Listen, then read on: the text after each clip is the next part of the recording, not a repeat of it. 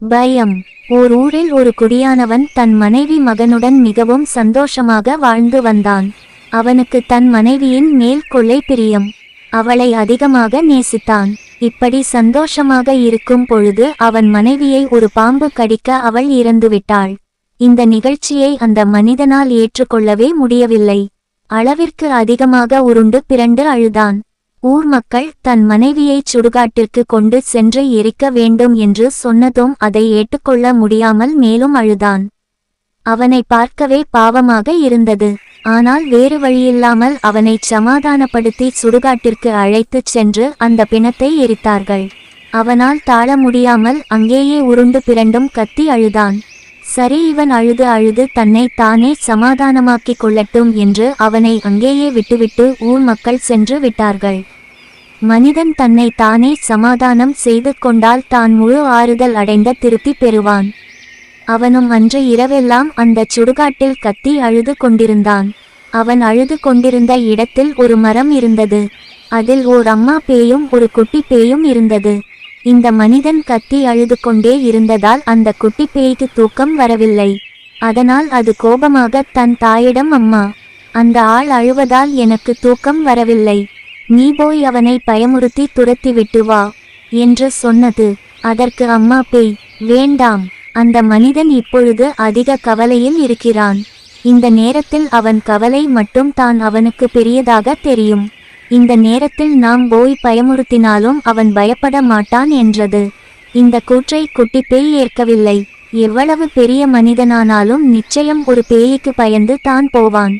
நான் போய் அவனை துரத்துகிறேன் என்று சொல்லிவிட்டு அவன் எதிரில் வந்து நின்று அவனை பயமுறுத்தியது.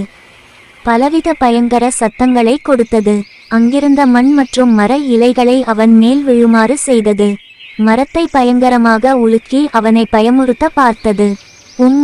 ஒன்றிற்கும் அவன் பயப்படவில்லை. அவன் தன் கவலையை நினைத்தே அழுது கொண்டிருந்தான். குட்டி பேய்க்கே சலிப்பு வந்து அவனை விட்டுவிட்டு திரும்பி வந்து பேசாமல் இருந்து விட்டது.